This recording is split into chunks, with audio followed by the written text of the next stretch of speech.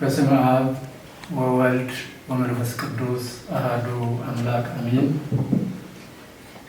የተወደዳችሁና የተከበራችሁ በመላው ዓለም የምትገኙ የኢትዮጵያ ኦርቶዶክስ ተዋሕዶ ቤተክርስቲያንና እንዲሁም የዚህ የደብረ ዘይት ቅዱስ ሩፋኤል ቤተክርስቲያን ስብከተ ወንጌል ሚዲያን የምትከታተሉ ሁላችሁም በወደደንና ባፈቀረን በልዑል እግዚአብሔር ፍጹም ሰላም እንደምን ዋላችሁ? ዛሬ የጌታችንና የመድኃኒታችን የኢየሱስ ክርስቶስን የጥምቀት በዓል ምክንያት በማድረግ ከመምህር ነቃ ጥበብ ቢሻው እና ከመምህር ባህረ ጥበብ ፈለቀ ጋር በዓሉን ምክንያት በማድረግ ቆይታ አደርጋለሁ።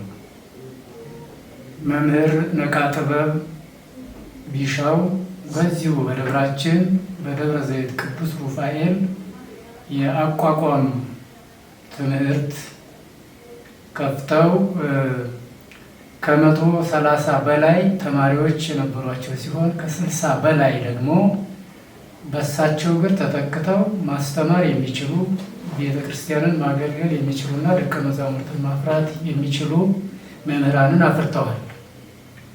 አሁን ደግሞ ከአገልግሎታቸው ባሻገር ሌላ አገልግሎት ደግሞ ለመስጠት በአዲስ አበባ ሀገረ ስብከት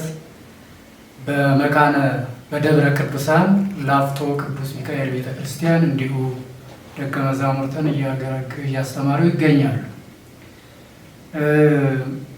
መምህር ባህረ ጥበብ ፈለቀ ደግሞ በደብረ ዘይት ቢሾፍቱ አፋፍ ቅዱስ ሥላሴ ቤተክርስቲያን የመጻሕፍት መምህር ሆነው እያገለገሉ ይገኛሉ። ከዚሁ ጋር ተያይዞ መምህር ነቃ ጥበብ ዜማውን እያዜሙልን፣ መምህር ባህረ ጥበብ ደግሞ ትርጓሜውን ከቅዱሳት መጻሕፍት ከብሉይ ኪዳን ከአዲስ ኪዳን ከመጻሕፍት ሊቃውንት እንዲሁም የቅዱስ ያሬድ ድርሰት ምክንያት በማድረግ እሱን እየተረጎሙልን ለተወሰነ ጊዜ ቆይታ እናደርጋለን። የኔታ ነቃ ጥበብ እና የኔታ ባህረ ጥበብ ሁለታችሁም ጥሪያችንን አክብራችሁ በዚህ ቦታ ላይ በዚህ ሰዓት ስለተገኛችሁ በበዓሉ ስም እጅግ ከፍተኛ የሆነ ምስጋናዬን አቀርባለሁ። ምናልባት እኔ ያጎደልኩት ካለ ስማችሁን እና የስራ ድርሻችሁን ታስተዋውቁንና ቀጥታ ወደ ዜማውና ወደ ትርጓሜው እንመጣለን። መጀመሪያ ከየኔታ ነቃ ጥበብ ልጀምርና ወደ የኔታ ባህረ ጥበብ እሄዳለሁ። እሺ፣ አመሰግናለሁ። እንኳን ለዚህ ዕለትና ለዚህ ሰዓት በሰላምና በጤና አደረሰን። ያደረሰንም አምላካችን ክብርና ምስጋና ለእሱ ይሆንልን። እኔ መምህር ነቃ ጥበብ ሲሻው ቀደም ሲል በዚህ ቦታ ላይ ለ14 ዓመት በመምህርነት ሳገለግል የቆየውና አሁን ደግሞ በአዲስ አበባ ሀገረ ስብከት በደብረ ትጉሃን ቅዱስ ሚካኤል ላፍቶ ማለት ነው በማገልገል ላይ ወይም በማስተማር ላይ እገኛለሁኝ። አመሰግናለሁ የኔታ ነቃ ጥበብ። የኔታ ባህረ ጥበብ እንደው አቋቋምን ከማን ተማሩ? አሁን ደግሞ ያሉበት የአገልግሎት ሁኔታ ምን ይመስላል? ለተመልካቾቻችን እስቲ ግልጽ አድርጉላቸውና እኔ እንደገባኝ ግን የኔታ ነቃ ጥበብ አስተምረው ካስመረቋቸው መምህራን መካከል አንዱ የኔታ ባህረ ጥበብ ናቸው። እስቲ ለማንኛውም እሳቸው ይላሉ። እሺ፣ አመሰግናለሁ። እንግዲህ እንደተባለው ይታወቃል የኔታ ነቃ ጥበብ ታላቅና ገናና መምህር ናቸው። ለዚህ ታላቅ ቁም ነገርና ከፍ ያለ ደረጃ ያደረሱኝ እርሳቸው ናቸው። ከሌሎች መምህራን የተማርኩት ትምህርት እንዳለ ሆኖ የኔታ አቋቋሙን አስጀምረው እስክፈጽም ድረስ እስከመመረቅ አስተምረውኛል። በጣም ትጉህ ናቸው። ማህሌታዊ ናቸው። አገልግለው አይሰለቹም። ደቀ መዛሙርትን በደንብ አድርገው ለረጅም ዓመት እንደተናገሩት ያስተምራሉ። ደስ የሚያሰኙን ነበሩ። ባይሄዱብን ሁልጊዜ ደስተኛ ሆነን እንኖር ነበር። አሁንም ደስ ይለናል። ምክንያቱም ቤተክርስቲያን አንዲት ናት። ከዚያም የሄዱ የዚህ አገልግሎት ነው ያለው። አሁንም በማገልገል በማስተማር ይገኛሉ። ጠቅለል ሳደርገው የኔታ መምህሬ ናቸው። ብዙ በረከትን ሰጥተውኛል። ምንም እንኳን የማንገባ የማንመጥን ብንሆንም የኔታ ግን ታግሰው መንገዱን እያሳዩ በስነ ምግባር አንጸው እየኮተኮቱ በመንፈሳዊነት በደንብ አድርገው አቋቋምን ዳር እስከ ዳር በምንችለው መጠን የእሳቸው ሰፊ ቢሆንም አስተምረውናል ማለት ነው። ትጉህ ናቸው። ደቀ መዛሙርቱ ሰፊዎች ናቸው። ያወጧቸው ልጆች በእውቀት ብቻ አይደለም በስነ ምግባር ጭምር የታነጹ ናቸው። የኔታ መምህሬ ናቸው። አባቴ ናቸው። እጅግ በጣም ተወዳጅ ናቸው። አከብራቸዋለሁ። በጣም እወዳቸዋለሁ። እኔ እንግዲህ እርሳቸው ደቀ መዝሙር ነኝ። ሌላው የተማርኩት መምህርነቴ ምን በአቅሜ ይታወቃል፣ ተዘርዝሯል። ብዙ መግለጽ አልፈልግም። እሺ፣ አመሰግናለሁ። የኔታ ባህረ ጥበብ እንግዲህ ውድ ተመልካቾቻችን ከዚህ ቀጥሎ ቀጥታ ወደ ዜማውና ትርጓሜው እንሄዳለን። የኔታ ነቃ ጥበብ የጥምቀትን ዋዜማ ሀዳፊ ነፍስ ለጻድቃን ወተስፋ ቅቡፃን የሚለውን ያዜሙልናና ከዜማው ቀጥሎ ደግሞ የኔታ ባህረ ጥበብ ቅድም በተነጋገርነው መሰረት ከቅዱሳት መጻሕፍት እያውጣጡ እያጣቀሱ ለሕዝብ ደስ በሚያሰኝ መልኩ ወይም ደግሞ እኛ ልንታነጽበት በሚችለው መልኩ ይተረጉሙልናል። አሁን ወደ ዜማው እንሂድ። የኔታ ነቃ ጥበብ ዜማውን ያዜሙልን።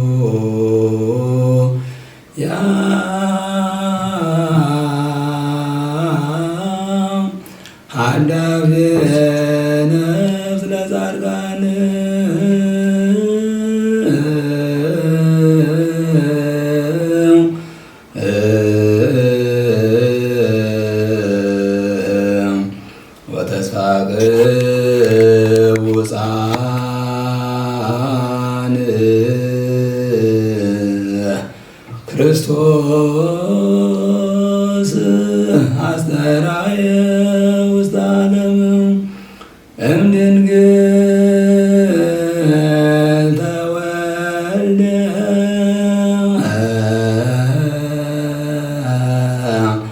ክሱተ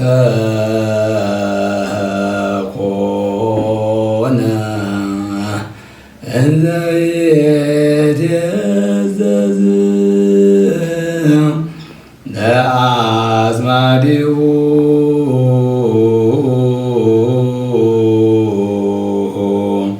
ከዊኖ ሰብአ በዮርዳኖስ ተጠምቀ። የኔታ ዝማሬ መላእክትን ያሰማልን። እንግዲህ ዜማውን በጥሩ ሁኔታ ነው ያሰማን። ምናልባት እንደ ሙያ ዝማሜውን ቢዘሙልን ጊዜ ሊወስድብን ይችላል እንጂ ዝማሜውን ቢያሰሙን በጣም ደስ ይለን ነበር። ነገር ግን ተመልካቾቻችን የኔታ ነቃ ጥበብ በዜማውም ምስክርነት ያላቸው ማስተማር የሚችሉ በአቋቋሙ ደግሞ ቅድም በተነጋገርነው መልኩ እጅግ በጣም ባለሙያና ልጆቻቸውም ቤተክርስቲያን እያገለገሉ ያሉ ናቸውና ነገር ግን ጊዜያችን ለመቆጠብ ሲባል አሁን ወደ ትርጓሜው እንሄድ። ሀዳፊ ነፍስ ለጻድቃን ወተስፋ ቅቡፃን ምን ማለት ነው? የኔታ ባህረ ጥበብ እስቲ ያሰማን። እሺ፣ ለየኔታ ለመምህራችን ዝማሬም ላይ ያሰማል። እንደተባለው እንግዲህ ጊዜውን ጥርጥር ለማድረግ ሰዓቱን ለመጠቀም በአጭር እናደርገዋለን። ወደ መጻሕፍቱ ገብተን በምናውቀው ልክ ብቻ በተረዳ ነው የአቅማችን መናገር ብንል ሀዳፊ ነፍስ ዋዜማው ብቻ ብዙ ሊያውቀይ ይችላል። ምክንያቱም ከመጻሕፍት ብዙ ምንጭ ይኖረዋል። እያንዳንዱ መስመርና ንባብ ግን አጠር እያደረግን እንናገራለን። ሀዳፊ ነፍስ ለጻድቃን ወተስፋ ቅቡፃን። ሀዳፊ ነፍስ ምንጩን ዝም ብለን ብዙ ምንጭ ይኖረዋል ቅዳሴ ብለን ነው ይዝ ሀዳፊ ነፍስ ከሁሉም በላይ በቅዳሴ በኩል ይታወቃል ማለት ነው። ሀዳፊ ነፍስ የነፍሳት አሻጋሪ፣ የነፍሳት መምህር፣ የነፍሳት መምህራቸው ሀዳፊ ነፍስ ለጻድቃን የጻድቃን አስተማሪያቸው፣ የነፍሳት መምህራቸው፣ የነፍሳት አሻጋሪያቸው። ሀደፍ አስተማረ፣ ሀዳፊ ሀዳፍ መምህር ማለት ነው። አሻጋሪ ይባላል ደግሞ የሚያጸዳ ንጹህ የሚያደርግ ወልዋያቸው ማለት ነው። ሀድፍዮ እንዲል ትግሬ ይላል። አንዳንድ ጊዜ ተርጓሚ ወልዩ አጽጂው ማለት ነው። ነፍሳትን ጽድት አድርጎ ወልሎ ወደ ገነት ወደ መንግስተ ሰማያት የሚያስገባቸው፣ በንስሐ የሚያድሳቸው፣ ከወደቁበት አንስቶ ወደ ቤቱ ወደ ርስቱ የሚመልሳቸው እንደማለት ነው። ሀዳፊ ነፍስ ለጻድቃን ወተስፋ ቅቡዛን፣ ተስፋ ለቆረጡት ተስፋቸው። ክርስቶስ ተስፋ ነው። ዳዊት በመዝሙሩ ነግሮናል። ብዙ ምሳሌ መነሻ ምንጭ ማምጣት እንችላለን። ወየዜኒ መኑ ተስፋዬ አኮኑ እግዚአብሔር። አሁንስ ተስፋዬ ማን ነው? በማን ላይ ተስፋ አድርጋለሁ? ማንን ተስፋ አድርጋለሁ? ተስፋዬ እግዚአብሔር አይደለምን ይላል። እግዚአብሔር ተስፋ ነው።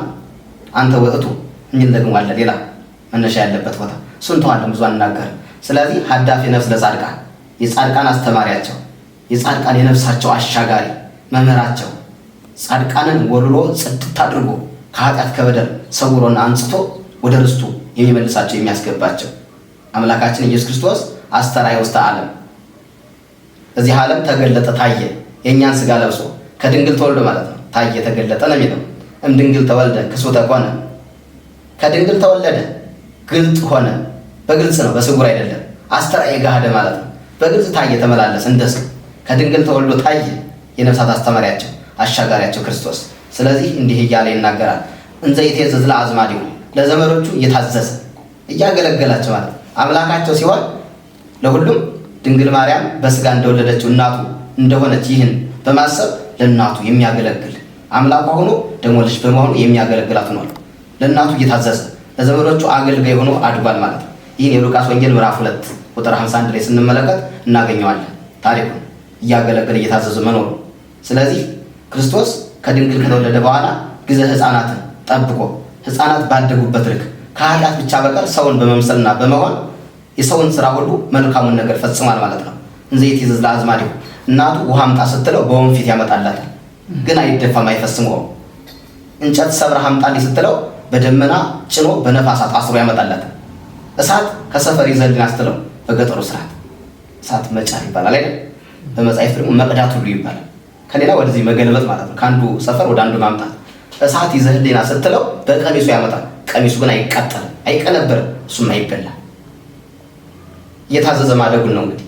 ይኸውም በተአምራት በኃይል ነው፣ በጥበብ በሞገስ በቁመት በእውቀት ጭምር ከሰዎች ጋር ሰው ሆኖ አድጓል ተመላልሷል ማለት ነው። ከወይኖ ሰባ በዮርዳኖስ ተጠምቀ፣ ሰው ሆኖ ከድንግል ተወልዶ የእኛን ስጋ ለብሶ ከተመላለሰ በኋላ 30 ዓመት ሲሞላው በዮርዳኖስ ወንዝ ተጠመቀ። ውሃዎችን ሊቀድስ ለጥምቀት አርአያ አብነት ቤዛ ሊሆነ ተጠምቆ ጥቅም አያገኝም፣ ጉዳትም አይደርስበትም። ነገር ግን እኛ ተጠምቀን እንድንድን የጥምቀት ልጅ እንድንሆን በመንፈስ እንድንወለድ አርአያ ቤዛ አብነት ለመሆን ተጠመቀ ነው የሚለው። ይህን ቅዳሴ ዲዮስቆሮስ ስንመለከት እናገኘዋለን። ዲዮስቆሮስ ለጥምቀቱ በሰው ስጋ ተገልጦ ለመመላለሱ አንሶ ሰው ዲበ ምድር ወአስተርአየ ከመ ሰብእ እያለ በሕቅ ልቀ በ30 ክረምት በዮርዳኖስ ተጠምቀ የሚለውን ያመጣዋል። በኋላም ስለሚገኝ እንተረጉማለን እያመጣን ለጊዜው እንዲህ ይቆየ። እንደው ምናልባት እዚህ ጋር የኔታ ጥያቄ ላንሳ። በዮርዳኖስ ተጠምቀ ሲሉ ማያትን ለመቀደስ ብለዋልና ምናልባት ብዙ ውሃዎች አሉ፣ ብዙ የሚደነቁ ወንዞች አሉ። ዮርዳኖስ ለምንድን ነው የመረጠው?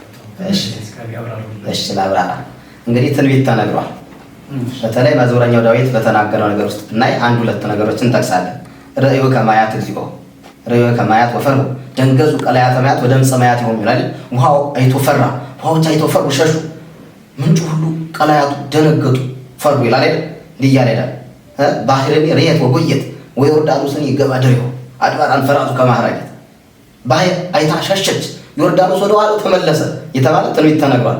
በዮርዳኖስ እንደሚጠመቅ ነድ ለማየ ባህር ከበቦ ማየ ሀበ የሐውር ጸበቦ፣ እሳቱ አቤት በዮርዳኖስ ወንዝ ሊጠመቅ ቆመ።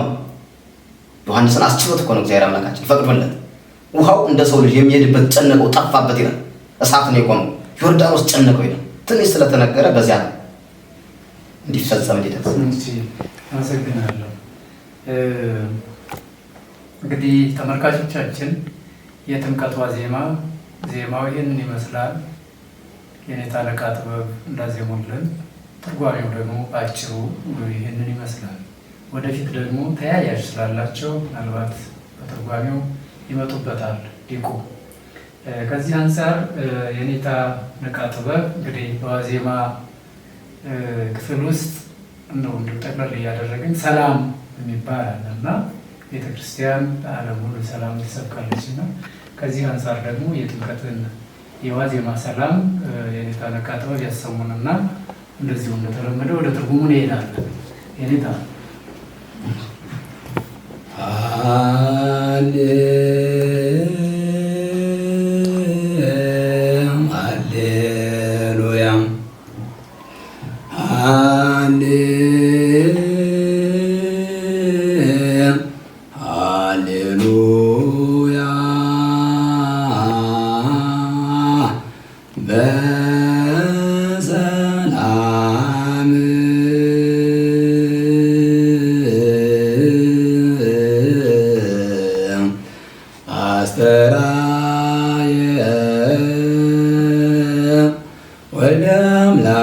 ፍጹም ወተወልደ በሀገረ ዳዊት በዮርዳኖስ ተጠምቀ ከመ ይቤዝወነ ወልደ አምላክ ፍጹም አስተራየ። እሺ በሰላም አስተራየ። እንግዲህ ወልደ አምላክ ፍጹም የሚላለው ፍጹም ማለት ነው፣ እንከን የለሽ አምላክ ፍጹም በህላዌው በአነዋወሩ በኑሮ በፈጣሪነቱ ዓለምን በማስተዳደሩ አሳልፎም በሚኖርበት ፍጻሜ እስከሌለው እስከ ድረስ በሚኖረው አነዋወሩና ኑሮው እንከን የለሽ ማለት ነው። ፍጹም አምላክ እግዚአብሔር አብ የእግዚአብሔር አብ ልጅ የባሕርይ ልጁ ኢየሱስ ክርስቶስ በሰላም አስተራየ። በሰላም ማለት ነው ጠብ፣ ንትርክ፣ ጭቅጭቅ የለም። የተጣሉትን አካላት ለማስታረቅ ነው። እንግዲህ ሰውና መላእክት ተጣልተው ነበር። ሌሎችም ብዙ የተጣሉ ነበሩ፣ ከእግዚአብሔር የራቁ እርስ በርሳቸው ያልተስማሙ። እነሱን ለማስታረቅ ከባሕርይም ከራሱ ጋር ማለት ነው እነሱ እንዲስማሙ ፈቅዶ ከሰማይ ወረደ። አዎ ዮርዳኖስንም ከተወለደ በኋላ ደግሞ በጥምቀቱ ቀደሰ፣ ተጠመቀ እያሉ ነው ሲናገሩ የነበሩት። በጣም ደስ ይላል። ወተወልደ ከድንግል ማርያም እንደተወለደ የማቴዎስ ወንጌል ምዕራፍ 2ን እየጠቀሰ የማቴዎስ ወንጌል ስለ ጥምቀቱ ምዕራፍ 3ን እየጠቀሰ በኋላ በሰፊው ቦታ ስላለው እንሄድበታለን። እንዲህ እያሉ ነው ሲናገሩ የነበሩት። በሰላም አስተራየ ዮም አሐደ መሬተ ኮኑ መላእክት ወሰብ ከመ ይሰብሕዎ ለክርስቶስ በቃለ አሜን። ዛሬ በልደቱ ቀን ይላል ታኅሳስ 29 የልደቱና የጥምቀቱን እያዛመደ ያሬድ ያመጣዋል። እየለየን እያስማማን እንተረጉማለን። እግዚአብሔርን ሊያመሰግኑት በሃይማኖት ቃል፣ በተዋሕዶ ቃል፣ በአንድነት ድምፅ፣ በሰላም በፍቅር ሊያመሰግኑት ሰውና መላእክት አንድ መንጋ ሆኑ። አንድ መንጋ ሆኑ። እረኞች ከመላእክት ጋር፣ ሰብአ ሰገል ንግሥና ስልጣን ያላቸው ሀብት ያላቸው ሁሉ ከእነሱ ጋር አመሰገኑ ይላል። ሰማያውያን ከምድራውያን ጋር። መላእክት እንደሚታወቀው ረቂቃን ናቸው፣ ኃያላን ናቸው፣ መንፈሳውያን ናቸው፣ ሰማያውያን ናቸው። መታመም፣ መራብ፣ መጠማት፣ መድከም አይስማማቸው። ትጉሃን ንቁሃን ናቸው። ምስጋና እራታቸው ቁርሳቸው። እኒህ ከሰማይ ወርደው አምላካቸውን እያገለገሉ፣ ደካሞች ደግሞ እረኞች ከሰው ቤት ገብተው ስለ ችግራቸው ለመኖር ሕይወትን ለማስቀጠል ከብት ጠባቂ የሆኑ እውቀትም ብዙ የላቸውም ተብሎ የሚታሰቡ ትምህርት ቤት ገብተው አቋርጠው የሚወጡ እውቀትም ሀብትም የሌላቸው እረኞች፣ ሰማያውያን ደግሞ ኃያላን መላእክት እንጀራ የማይፈልጉ ምስጋናቸው ከእንጀራ በላይ የሚሆንላቸው እና ደግሞ ነገስታቱ ሰብአ ሰገል ንግስና ከባድ ነው፣ ስልጣን አስቸጋሪ ነው። በዚያ ሳይመኩ ግን ከኛ የሚበልጥ ሁሉን የሚያሸንፍ ንጉሥ ተወልዷል ብለው ንግስና አላቸው፣ ስልጣን አለ፣ ሀብት አለ፣ ወርቅ ብር አለ። እጅ መንሻውን እየያዙ በሳጥናቸው ወርቁን ሞልተው ዕጣኑን ይዘው ከሪውን ይዘው የመጡበትን ነገር እኒህ እንግዲህ ሀብታሞቹን፣ ባለስልጣኖቹን፣ ነገስታትን፣ ሰማያውያን መላእክትን፣ ደካሞች የተባሉት የተናቁ እረኞችን አንድ ላይ አውሎ እንዲያመሰግኑት አድርጓል። በሰላም ተገለጠ። የተናቁትን ሊያከብር ከፍ ሊያደርጋቸው ዓለምን ሰላም ሊያደርገው መጣ። ከድንግል ተወለደ። ዮርዳኖስን በጥምቀት ቀደሰ። በልደቱ ተድኅወ ሰማይ ወጥምቀቱ ታወቀ መለኮቱ። በልደቱ ሰማይ ተከፈተ፣ በመጠመቁ ደግሞ አንድ ሶስትን ታወቀ እያለ ይናገራል። በኋላ እናመጣዋለን። አመሰግናለሁ። የኔታ ባህረ ጥበብ እንደው የሚገርም ነው። ስማችሁ ራሱ የኔታ የጥበብ ምንጭ የእርሶ ደግሞ የጥበብ ባህር ተነግሮ የማያልቅ ማለት ነው። ግሩም ነው። ተመልካቾቻችን ምናልባት ከዚሁ ጋር ተያይዞ ደግሞ ታቦታቱ ከመንበረ ክብራቸው ወጥተው ወደ ጥምቀተ ባህር ሲሄዱ የሚዘመር ዝማሬ አለና እሱን የኔታ ያሰሙንና ምን ማለት እንደሆነ ወረደ ወልድ እዚያ ጋር ወረደ ወልድ ስንል ምን ማለት ነው? ከታቦታቱ ጋር ያለውን ምስጢር አንድ ላይ አያይዘው የተረጉሙና እስቲ ወደ ዜማው ነው የኔታ ተሰአልከ እግዚኦ ምድረከ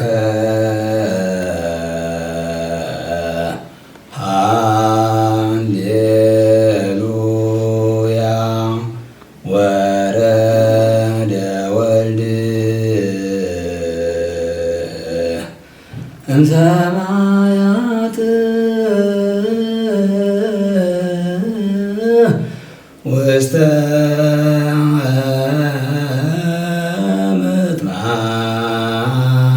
ምጥማቃት በፍስሐ ወበሰላም በፍስሐ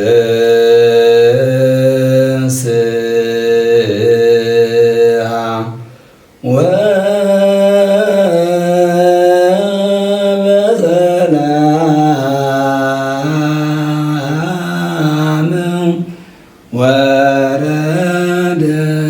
ወረደ ወልድ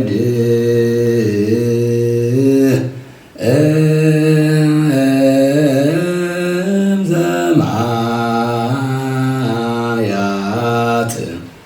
ውስተ ምጥማቃት። እሺ ወረደ ወልድ እምሰማያት ውስተ ምጥማቃት የኔታ ባህረት ወይ ተርጉሙልን። እሺ ደስ ይላል። ይሄው ምስጢራቱ እንግዲህ የተያያዙ ናቸው አብዛኞቹ። ሰላም ፍስሐ እያሉ ይሄዳሉ። ወረደ ተወልደ ተጠምቀ እያለ የሚሄድ ነገር ነው። ደስ ይላል። የሚያያዘውን እየተው ነው፣ የማይገኘውን ደግሞ እንዲህ ነካ ነካ እያደረገን እንሄዳለን። ተሳሃልከ ብለው ነው የኔታ ያሉት። ሲመራ በዚህ ነው። ከዚያ ዝማሜም አለው።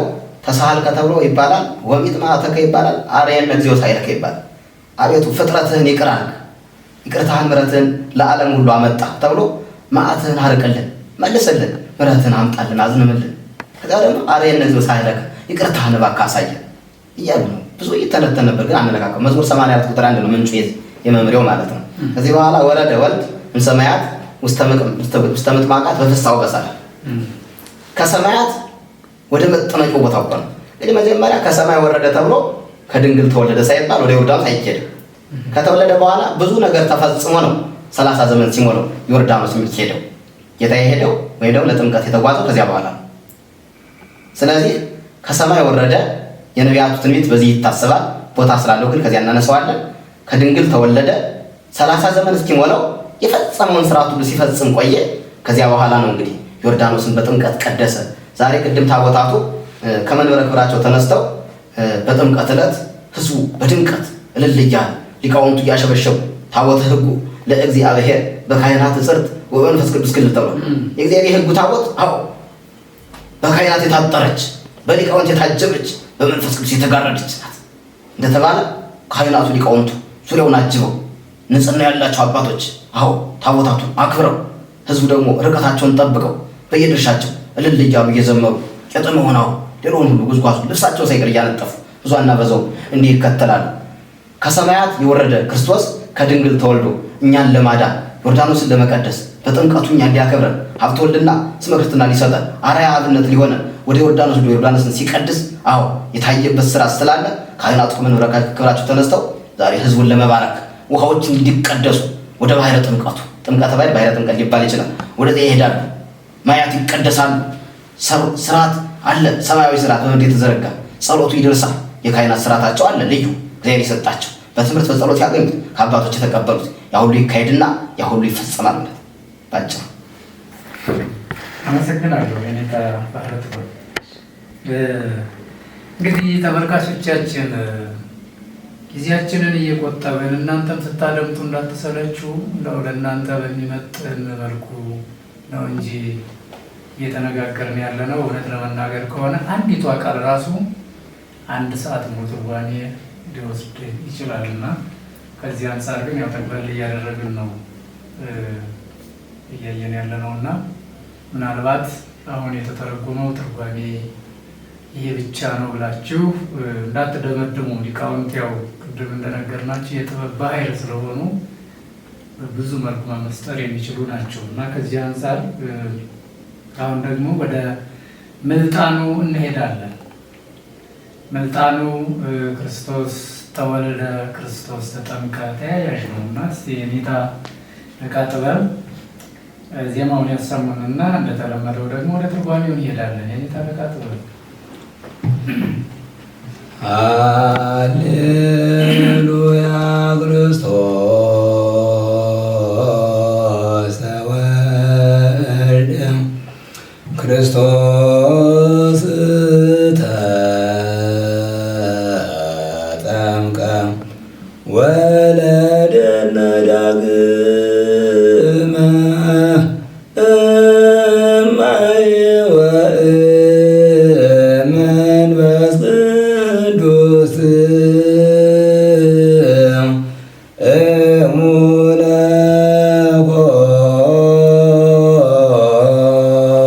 ኮነ ለፀሐየ ጽድቅ አስተርእዮቱ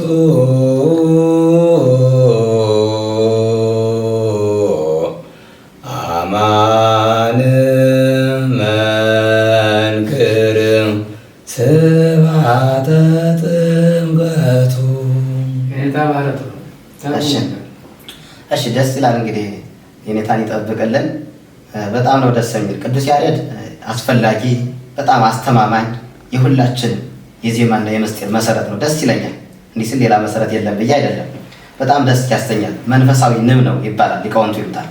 ንብ በቆላ በደጋው ሂዳ በክንፍ በራ ጥሩ ጥሩ አበባዎችን ቀስማ የእነዚያን መዓዛ ያመጣችውን የአበባ መዓዛ ጥሩ የጥቅምትና የሰኔ ማር ትሰራበታለች።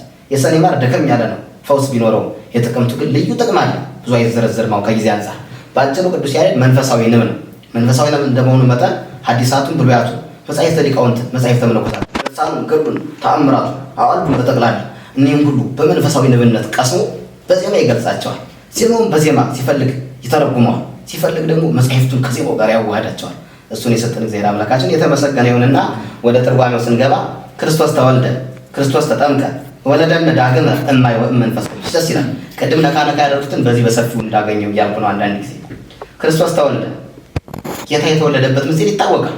አሁን አርባዕቱ ወንጌል የተናገሩትን በተለይ በማቴዎስ ወንጌል ስለ ልደቱ ተገልጾ የሚታወቀው በሉቃስ ወንጌል የታወቀው ያንን እየገለጸ ይሄዳል።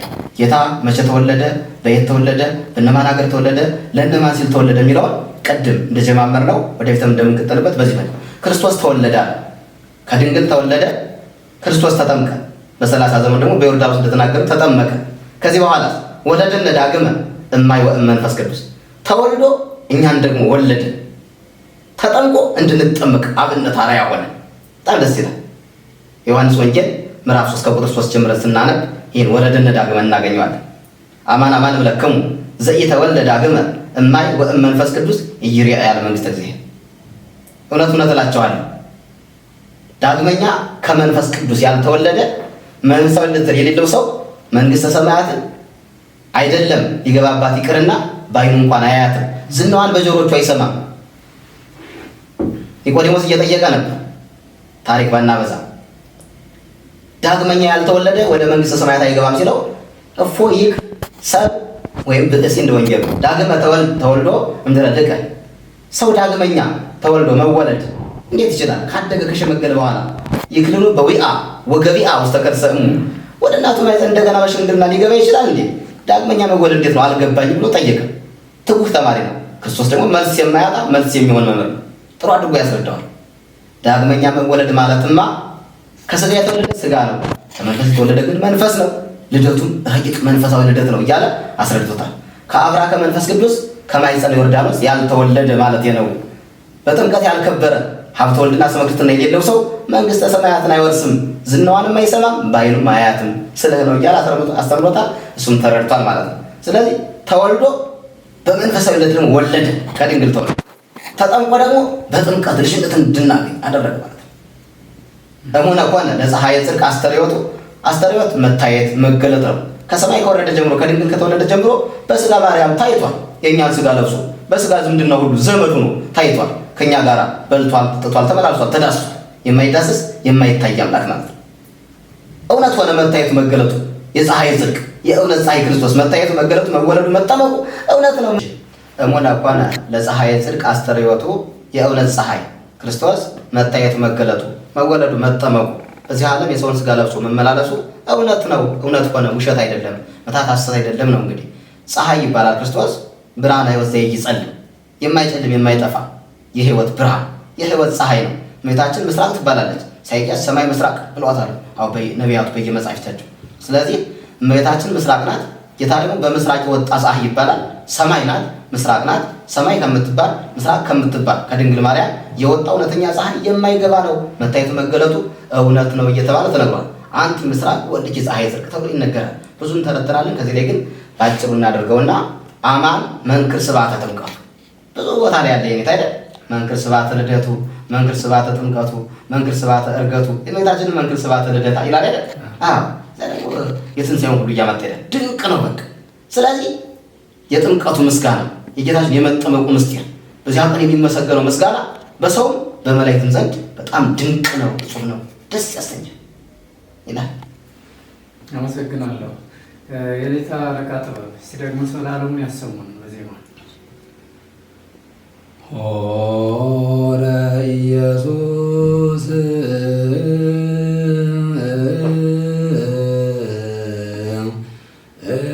ገሊላ አበ ዮሐንስ ከመ ያጥምቆ በፈለገ ዮርዳኖስ ወወፂኦ እማይ ተርኅወ ሰማይ መጽአ ቃል እምደመና ዘይብል ዝንቱ ውእቱ ወልድየ ዘአፈቅር ሎቱ ስምዖ። የኔታ ባህረ ጥበብ እሺ ሆረ ኢየሱስ እምገሊላ ሀበ ዮሐንስ። አዎ ሀበ ዮሐንስ ከመ ያጥምቆ በፈለገ ዮርዳኖስ። በጣም ደስ ይላል። እንደ አጠቃላይ ጠቅልል ለማድረግ የዚህ ምንጩ የማቴዎስ ወንጌል ምዕራፍ 3 ላይ በሚገባ ይገልጸዋል። ስለ ክርስቶስ መጠመቅ የሉቃስ ወንጌል ምዕራፍ 3 ከቁጥር 21 ጀምሮ ደግሞ ምዕራፍ 2 ከቁጥር 21 በደንብ አድርጎ እሱ ደግሞ ያብራራዋል። ምዕራፍ 3 ቁጥር 21 ላይ ስለዚህ እናየዋለን። ባጭሩ እስከ እስመ ለዓለሙ ፍጻሜ ድረስ ያለው ያን ወንጌል ይመለከታል ማለት ነው። ሌላ ምንጭ ቢኖረውም አጣጋቢ አጣቃሽ ይሆናል። ሆረ ኢየሱስ እምገሊላ ሀበ ዮሐንስ ከመ ያጥምቆ በፈለገ ዮርዳኖስ። በዮርዳኖስ ወንዝ በዮርዳኖስ ውሃ ዮሐንስ ክርስቶስን ያጠምቀው ዘንድ ክርስቶስ እንዲጠመቅ ፈቅዶ ወዶ ዮሐንስን አጥምቀ ይሊል ወደ ዮሐንስ ሄደ። ይገርማል በጣም አሚሃ መጻ የሚላለ ይኔታ እስመ ለዓለም ወንጌሉም እንዲያ ነው የሚለው። ሆረ ያለውን መጻ እያለ አሚሃ መጻ እግዚእ ኢየሱስ ከመ ይጠመቅ በፈለገ ዮርዳኖስ በእደ ዮሐንስ ሆነ በዮሐንስ እጅ በዮርዳኖስ ወንዝ ሊጠመቅ ክርስቶስ ወደ ዮርዳኖስ መጣ፣ ወደ ዮሐንስ መጣ እያለ ወንጌሉ ይናገራል። በሌላም ቦታ ደግሞ አሚሃ የሚል እስመ ለዓለም አለው ደስ የሚል። ስለዚህ ወወፂኦ እማይ ተርኅወ ሰማይ ደስ የሚል ይሄ ነው። እንግዲህ ክርስቶስን አጥምቀኝ ብሎ ፈቅዷል እሱ ክርስቶስ። ዮሐንስ ደግሞ እኔ አላጠምቅም ይላል። እምቢተኛ ሆኖ አይደለም፣ በትሕትና ነው። ይቤሎ ኢየሱስ ለዮሐንስ አጥምቀኒ በማይ ከመ ይትቀደስ ማይ በማኅተበ ሰማይ። ውሃው እንዲቀደስ ለምዕመናን ለካህናት ለጥምቀት አብነት እንደሆናቸው ዮሐንስ አጥምቀኝ አለ። እኔስ አላጠምቅህም። የእምቢት አይደለም። አንተ ፈጣሪ ነህ፣ እኔ ፍጡር ነኝ። አንተ ሰማያዊ፣ እኔ ምድራዊ። አንተ ኃያል፣ እኔ ደካማ። እንዴት አንተን አጠምቃለሁ? ባይለ ሶባ አጠምቅ፣ በስምከ አጠምቅ። ሌላውን ሳጠምቀው በአንተ ስም አጠምቀዋለሁ። ቅዱስ እግዚአብሔር እያልኩ እየጠራሁ አንተ በአንተ ስም አብ ወልድ መንፈስ ቅዱስን እየጠራሁ አጠምቃለሁ። ወኪያከ ሶበ አጠምቅ እግዚኦ ምንተ እበል እንደማለት። አንተን ሳጠምቅ ግን ምን ልበል? ምን እያልኩ ላጥምቅ? ይጨንቀኛል፣ እፈራለሁ፣ አቅም የለኝም፣ ስለዚህ አልችልም አለ ማለት ነው። ህድግ ምረሰ ዮሐንስ ለአንድ ቴስታው እሺ በል። እኔ ሁለተኛ እኮ ሌላ ቀን አልጠመቅም፣ የምጠመቅም ለምእመናን ብዬ ነው፣ አብነት አርአያ ለሆናቸው ነው። እሺ በለኛል። ለአንተም ገናናውን አምላክ የፈጠረውን አምላክ አጠመቀ እየተባለ ልዕልና ሲነገርልህ ይኖራል። መጥምቀ መለኮት ትባላለህ። እኔ ደግሞ ሰማያዊ አምላክ ሲሆን ሁሉን የፈጠረ ሲሆን ሰማያዊ ጌታ በምድራዊ እጅ ተጠመቀ፣ በፈጠረው በዮሐንስ እጅ ተጠመቀ ተብዬ ትሕትናዬ ሲነገርልኝ ይኖራል። ስለዚህ አጥምቀኛል። ከብዙ ጥያቄና መልስ በኋላ የትሕትና ነው። ክርስቶስ እንደ መምህር እንደ አምላክ፣ እሱ እንደ ተማሪና እንደ ፍጡር እንደ ታዛዥ እንደ ሎሌ ሆኖ በትሕትና ይመላል። አልችልም ነው እሱ ዮሐንስ እያለ ያለው። ያ ሁሉ ተጠቃሎ እሺ አለው። አጥምቆ ዮሐንስ ለኢየሱስ በፈለገ ዮርዳኖስ ወገሰሶ እንተ ይትገሰስ ርሶ፣ በዮርዳኖስ ወንዝ አጠመቀው፣ የማትዳሰው ሰው ራሱን ዳሰሰው ይላል። በጣም ደስ ይላል። የሚገርም ነው። እሳት ነው የቆመው፣ እሳተ መለኮት ነው። ስልጣኑ ሰማያዊ ነው። ከሱ በላይ ሌላ የለም። ዮሐንስ ተፈቅዶለት ነው፣ ተመርጦ ነው። እግዚአብሔር ትችላለህ ብሎት ነው፣ ፈቅዶለት ነው። በዚህ ሁኔታ እንግዲህ ጌታን አጠመቀ ማለት ነው። እምድኅረ አጥመቀ ለሊሁ ተጠምቀ ይላል። ጌታን ካጠመቀ በኋላ ደግሞ እርሱ ተጠምቀ። ደስ ይላል። ይሄ እምድኅረ አጥመቀ ለሊሁ ተጠምቀ፣ አጥመቀ ወተጠመቀ ለሊከ ደግሞ ይላል። አጠመቅ አንተ ደግሞ ተጠመቅ ይላል። የሉቃስ ወንጌል ቅድም ያልኳችሁ ደግሞ ምን ያለ ምንጩ ወእምድኅረ ተጠምቁ ኩሉ ሕዝብ ተጠምቀ እግዚእ ኢየሱስ። ሕዝብ ሁሉ ከተጠመቁ በኋላ ጌታ ኢየሱስ ክርስቶስ ለእኛ ሲል በዮሐንስ እጅ ተጠመቀ። ተጠምቀ ሰማያዊ በእደ መሬታዊ፣ ሰማያዊ አምላክ በመሬታዊ በዮሐንስ እጅ ተጠመቀ ይላል። ወወፂኦ እማይ ተረከበ ሰማይ፣ ተጠምቆ ከወጣ በኋላ ሰማይ ተከፈተ ይላል። በሰማይ መከፈት መዘጋት የለበትም። ነገር ግን ለእኛ እንዲገባ የሆነ በር ዝግ ከሆነ ውስጥ ያለው ነገር አይታይም። ክፍት ከሆነ ግን በውስጥ ያለው ይገለጣል። ጠቃሚም ከሆነ ጎጅ ይታያል ማለት ነው። ስለዚህ በዚህ ስርዓት ሰማይ ተከፈተ ተባለ። መንፈስ ቅዱስ በአምሳለ ርግብ ወርዶ በራሱ ላይ ሲቀመጥ ታየ። አካል ይዞ ማለት ባህሪ ያው አካል ነው። እግዚአብሔር አብ ደግሞ በደመና ሆኖ ድምፁን አሰማ፣ ለልጁ ለኢየሱስ ክርስቶስ መሰከረ። በጣም ደስ ይለኛል። ከዚህ መጽአ ቃል እምደመና ዘይብ ዝንቱ ውእቱ ወልድየ ዘአፈቅር ይላል። ከደመና እንዲህ የሚል ድምፅ መጣ፣ ወጣ፣ ተሰማ። ይህ የምወልደው ለመስዋዕትነት የመረጥኩት ከሰማይ ውረድ፣ ከድንግል ተወልደህ ዮርዳኖስን በጥምቀት ቀድሰህ ተሰቅለህ ሞተህ ተነስተህ ዓለምን አድን ብዬ የላኩት አንድያ ልጅ እሱ ነው፣ እሱን ስሙት፣ የሚናገረውን ስሙት የሚል ድምፅ መጣ። መንፈስ ቅዱስን ታየ፣ አንድነት ሦስትነት ተገለጠ። ዮርዳኖስ የአንድነት የሦስትነት መገለጫ ሆነች ማለት ነው። ሌላ ምድር ላይ ደግሞ የኔታ ደስ ይላል አይደል? በላይ ላይ ወበዮርዳኖስ ወበታቦር ሰልሰ ጊዜያት ዘአልቦ ተውሳከ ወአልቦ ህጸተ በላይ ላይ ማለት ድንግል ከአንድ ሲወለድ ማለት አንድነት ሦስትነት ታይተዋል። በሰማይ አለ በዙፋኑ በበረቱም ይመሰገናል። ሄሮድስ በሃይማኖት አሁን እንደነገረን ዮም ዓለም ሆነ ሰማይ ወሰማይኒ ሆነ ዓለም። የሥላሴ ዙፋን የሰማዩ መንበር በረት ሆነ፣ የከብቶች በረት ደግሞ የሰማይ የሥላሴ ዙፋን ሆነ ብሎ ተናግሯል ሊቁ። ደስ ይላል እውነት።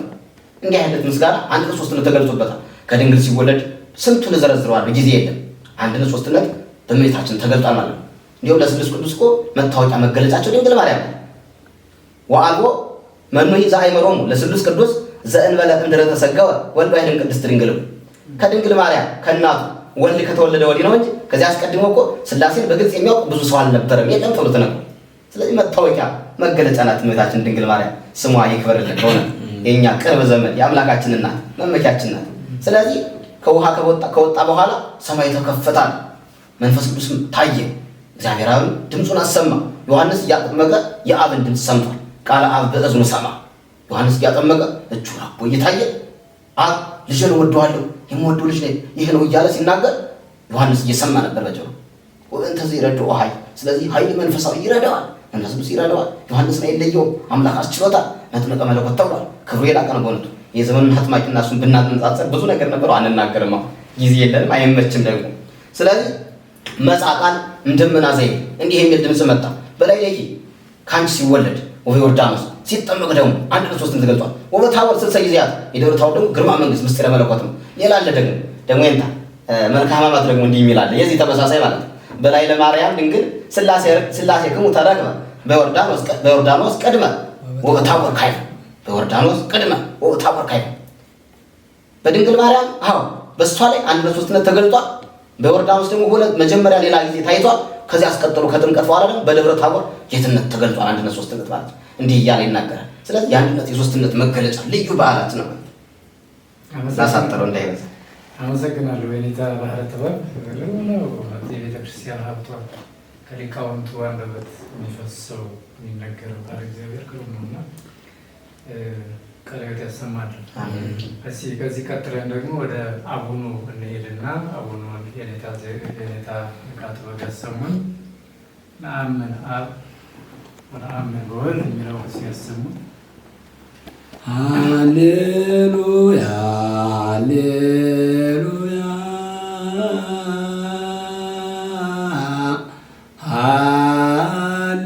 ሃሌሉያ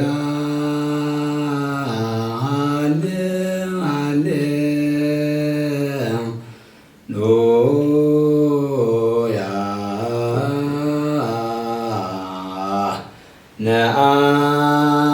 ነአምን በአብ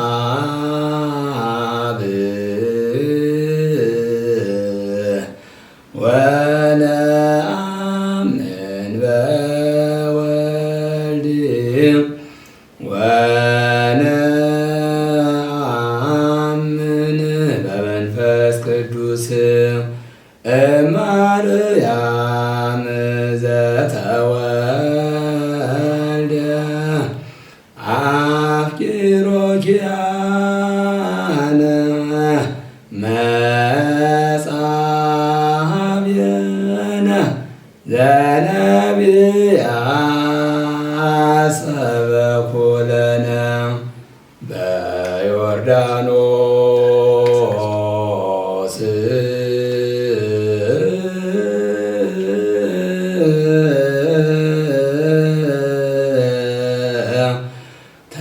ተጠምቀ ከመ ይፈጽም ኩሎ ሕገ ወአስተርአየ ገሃደ በዮርዳኖስ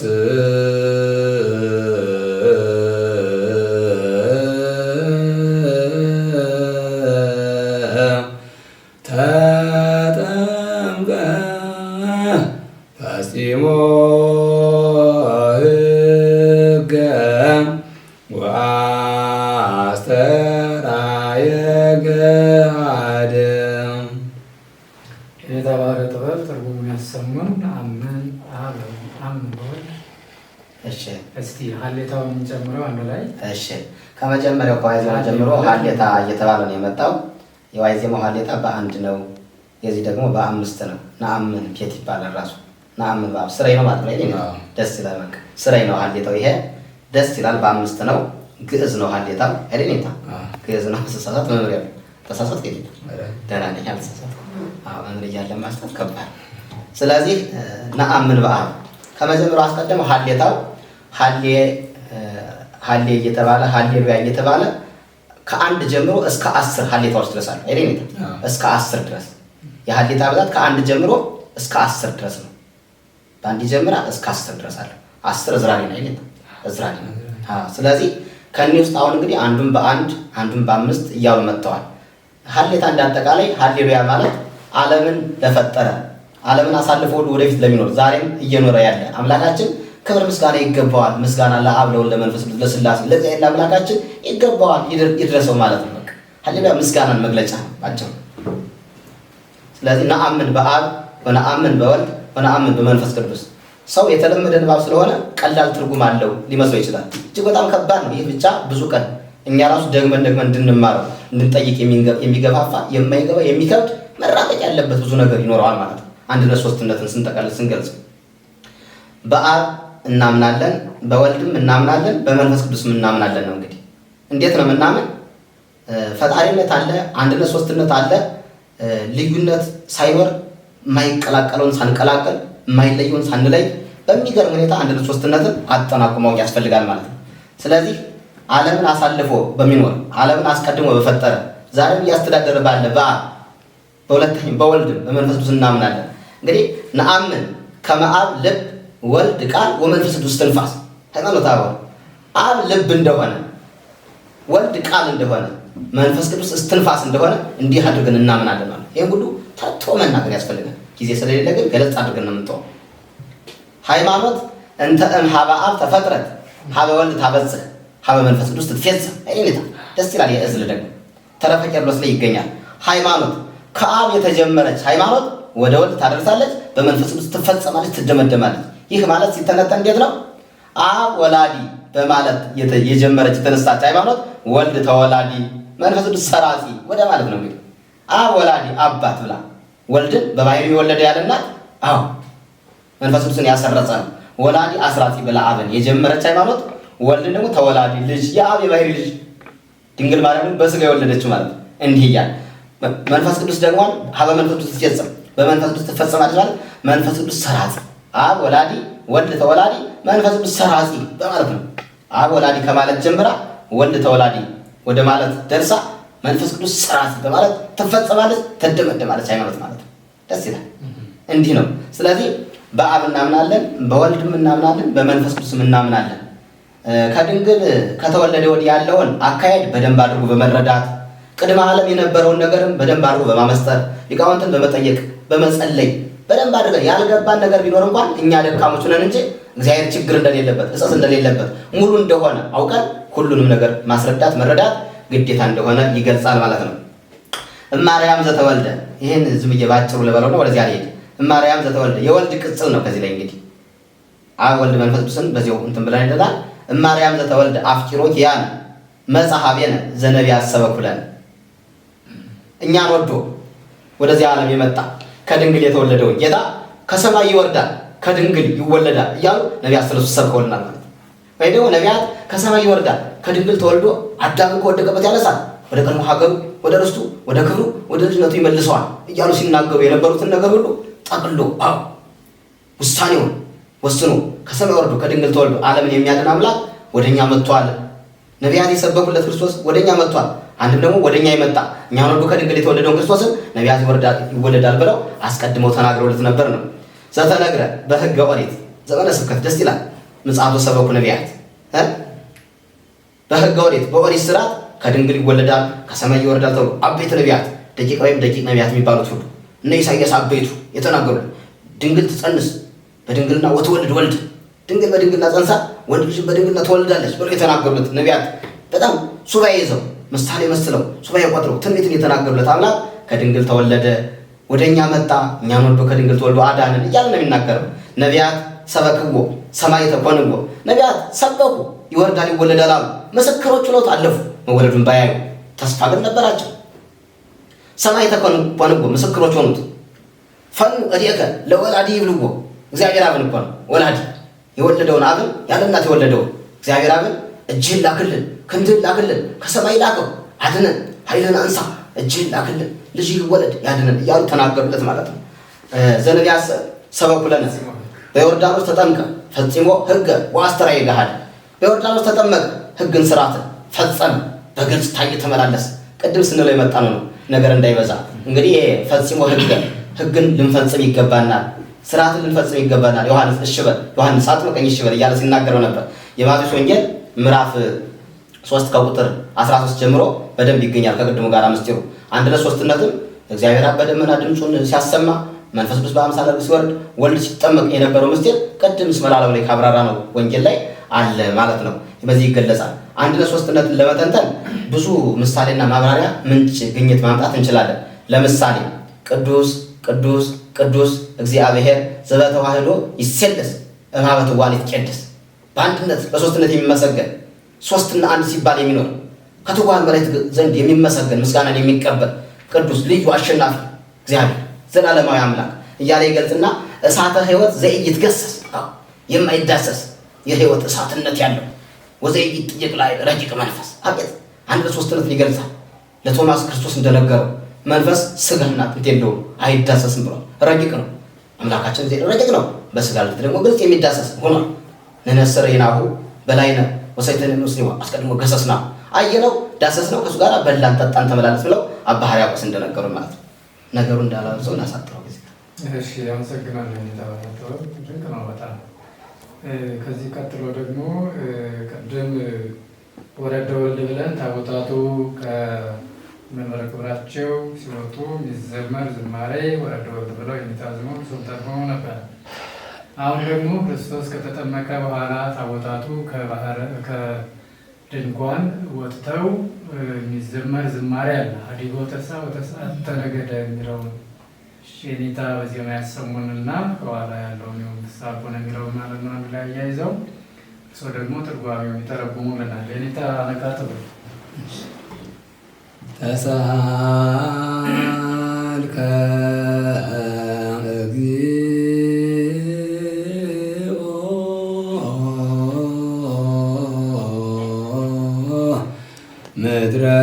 ምድረከ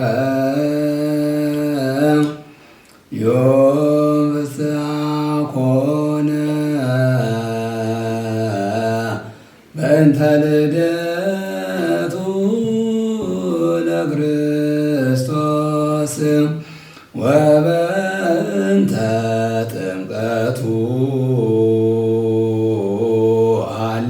ሃሌሉያ ሃሌሉያ ሃሌሉያ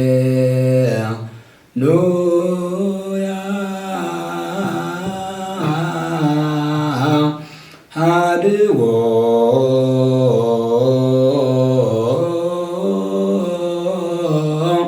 ተሳ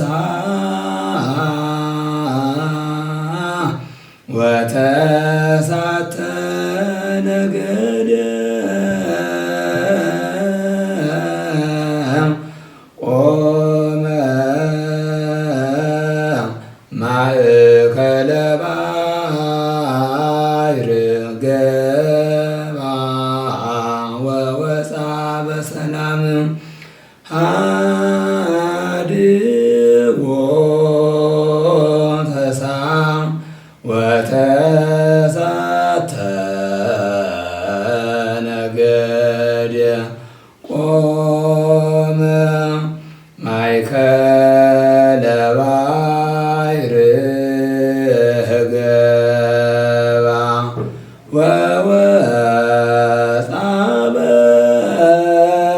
በሰላም። የኔታ ባህረ ጥበብ ይተርጉሙልን። እሺ ይህም እንደ ቅድሙ እንደ ዋይዜማው ሰላም ማለት ስንወርድ እንደምንለው እንደ ወረደ ወልድ ተሳልከ የሚላለው በሚጥ የሚላለው አርየን የሚላለው ቅድም ብለነዋል። ዮም ፍስሐ ኮነ በእንተ ልደቱ ለክርስቶስ ወበእንተ ጥምቀቱ ሃሌሉያ። ደስ ይላል። ከዚህ ሀሌታዎቹ ይጨምራሉ። ክብር ምስጋና ለአምላካችን ይሁንና ስለ ጥምቀቱ ስለ ልደቱ ዛሬ በቤተክርስቲያን ደስታ ሆነ። ታላቅ ገናና ደስታ ነው። ስለመወለዱም ስለ አምላካችን ልደት ከድንግል ስለመወለዱ በዮርዳኖስ ስለመጠመቁ ታላቅ ደስታ ሆነ። የደስታ በዓል ነው፣ የክብር በዓል ነው። ልደት ጥምቀት ገናና ናቸው እያለ ይናገራል። ምስጋና ለአምላካችን ይሁን። የምስጋና የበረከት የሰላም በዓል ነው ልደትና ጥምቀት። ጥል የጠፋበት እርግማን የተሻረበት ዲያብሎስ የወደቀበት የሰው ልጅ ወደ ክብር ከፍ ከፍ ያለበት መላእክትና ሰዎች የታረቁበት ጥል የጠፋበት ፍቅርና ሰላም አንድነት ደስታ የበዛበት ልዩ በዓል መሆኑን እየገለጸ ይመጣል። ሀዲጎ ተስዓ ወተሳተ ነገደ። ይሄ ነው ደስ የሚለኝ በጣም ደግሞ 99 ነገደ መላእክት ትቶ ማለት መቶ ነበር። ታውቃላችሁ እንግዲህ ይጎደላል። የጎደለው ደግሞ በትዕቢት ከኔ በላይ በማለት ዲያብሎስ እንግዲህ እሱ ሲወርድ ሌሎችንም ይዟቸው ወርዷል። ብዙ ችግር ውስጥ ገብተው ነው የሚኖሩት። ከችግርም አይላቀቁም። መፍትሄ አይፈጠርላቸውም። መፍትሄ ስለማይፈልጉ እነሱ እንተዋቸውና 99 እናንሳ። የዚህን ምንጭ የምናገኘው የማቴዎስ ወንጌል ምዕራፍ 18 ቁጥር 10 ላይ ነው። 100 በጎች ያሉት ሰው ነበረ። አንዱ በግ ከበጎቹ መካከል ቢጠፋበት 99ን ባሉበት ትቶ አንዱን በግ የጠፋውን የባዘነውን ፍለጋ ሄደ። ባገኘው ጊዜ ግን ካልባዘኑት ካልጠፉት ከ99 ይልቅ በተገኘው ጠፍቶ በነበረውና በተገኘው በአንዱ በግ በጣም ደስ እንደሚለው የሚናገራል። ስለዚህ ጠፍቶ የነበረው ማን ነው? አንዱ በግ አዳም ነው። ኋላ ግን አግኝቶታል። አዳም ስጋውን ለብሶ ነው እንግዲህ የመለሰው። በአዳም ደስ ብሎታል፣ መላእክትን ደስ ብሎታል። 99 ነገደ መላእክት ትቶ መጥቶ ነው እሱን የረዳው ያዳም እኛን ወደ ክብር የመለሰን ማለት ነው። ይህ ምስጢር አለ። ባጭሩ ጊዜ እንዳይሄድብን 99 ነገደ መላእክት ትቶ ምንጩ ያ ነው። እነሱን ትቶ መጣ። ሊቃነ መላእክትን ሰራዊተ መላእክትን በጣም የሚያገለግሉት ለምስጋና ለዝማሬ፣ ለቅኔ፣ ለቅዳሴ፣ ለአገልግሎት፣ ለመትጋትና እረፍት ሳያገኙ አምላካቸውን ለማገልገል የተፈጠሩ መላእክትን ትቶ ስንል ግን አለ እግዚአብሔር የሌለበት የለም። እግዚአብሔር ባለበት መልአክ አለ፣ መልአክ ባለበት እግዚአብሔር አለ ይባላል። እግዚአብሔር ምሉ ነው። መላእክት ደግሞ ሲላኩ ውስጡናን ናቸው። ከቦታቸው ላይ ይገኙ ይችላሉ ከተላኩ በኋላ። ነገር ግን በረድኤት አሉ። እግዚአብሔር የተመሰገነ ይሁን። ስለዚህ እነሱን ትቶ መጣ። ቆመ ማእከለ ባሕር፣ በባሕር መካከል ቆመ። ዮርዳኖስ ላይ ለጥምቀት ተገኘ። እሳቱ ዮርዳኖስን ከበበው። እሳቱ ተጨነቀ፣ መሄጃ አጣ። 99 ነገደ መላእክት ትቷቸው መጣ። የሰውን ስጋ መረጠ። ስጋውን ከሰማይ አላመጣውም፣ ከመላእክትም ዘንድ አልነሳውም። እያምፃ ስጋ ሀቤነ፣ ወደኛ ሲመጣ ከሰማይ ሲወርድ ስጋ ይዞ አልመጣም። የድንግልን ስጋ ራሱ ፈጥሮ ከስጋዋ ስጋ ከነፍሷ ነፍስን ነስቶ ሰው ሆኖ አዳነን እንጂ በስጋችን ተገልጦ እያለ ይናገራል። ዘሰፋ ሰማይ እምድንግል አስተራይ፣ ሰማይን የዘረጋው አምላክ ያለ ካስማ እኮ ነው። ከድንግል ተወልዶ ታየ። እናት አደረጋት፣ ከሰው አላቃት፣ አከበራት፣ መረጣት። እንዲህ እያለ ይናገራል። ስለዚህ ሀዲግ ቦተሳ 99 ነገደ መላእክት ትቶ መጣ። ሰውን መረጠ፣ ወደደ። ከወደቀበት ሊያነሳው ዝግጁ ሆነ። ሁሉን ይችላል። መጥቶ ስጋችን ለብሶ ማዳኑን ነው የሚናገረው። ይህ ሁሉ ሲሆን ግን በሰላም በደስታ በስምምነት ለማስታረቅ ለማክበር ከራሱ ጋር አንድ ለማድረግ ጥልን ለመቁረጥ የጥል ግድግዳ እንዲጠፋ መጥቷል ማለት ነው። ወወፃ ገባ ወወፃ በሰላም ወደ ጥምቀት ወደ ዮርዳኖስ ሊጠመቅ ገባ፣ በሰላም ደግሞ ወጣ ይላል። በሰላም ተጠምቆ ወጣ። ሰላማዊ ኢየሱስ ክርስቶስ ሰላሙን ያድለን። እንግዲህ ይቆይና አጭር ነው። አመሰግናለሁ። ቤተክርስቲያን ሊቃውንት አባቶቻችን በእውነት እድሜና ጤና ይስጥልን።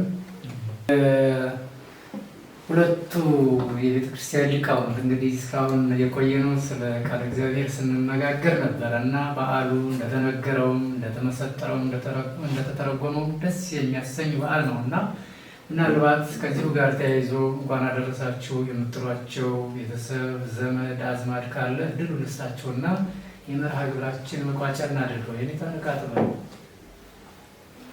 እሺ፣ ስለ ሁሉ ነገር እግዚአብሔር የተመሰገነ ይሁን።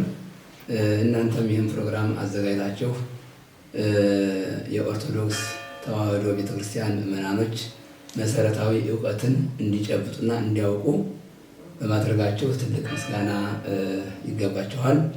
በዚሁ እንደዚሁ ጠንክራችሁ እንድትዘልቁበት አሳስባለሁ።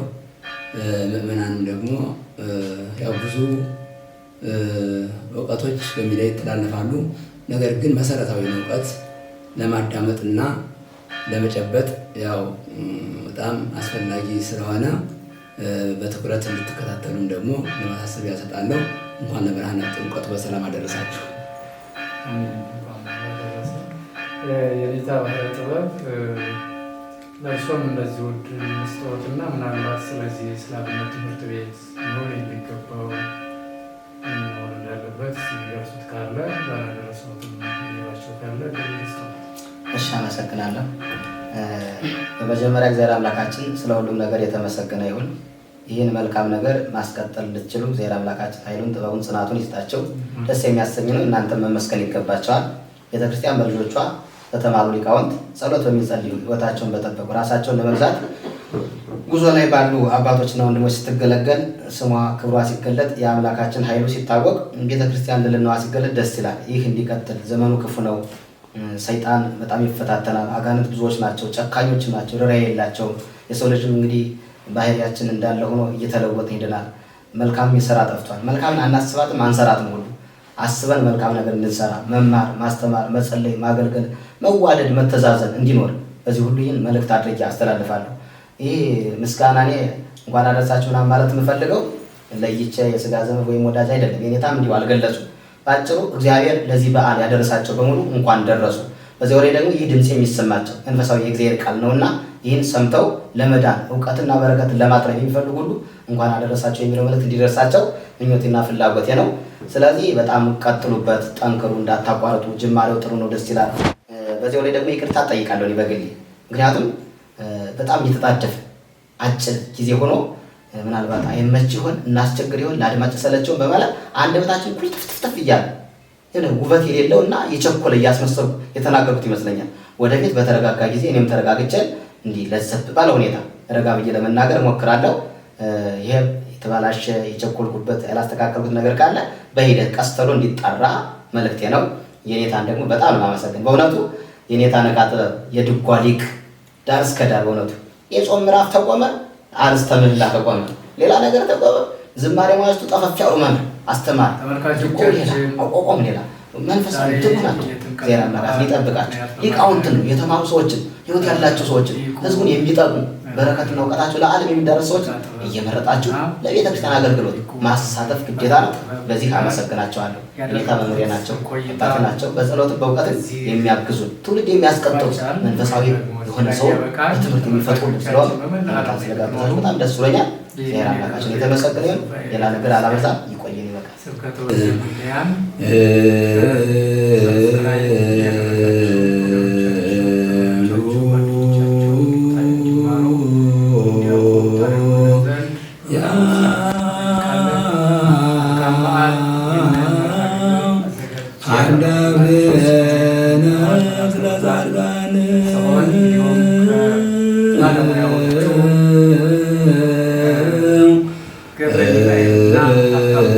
በመሆን ነበረ።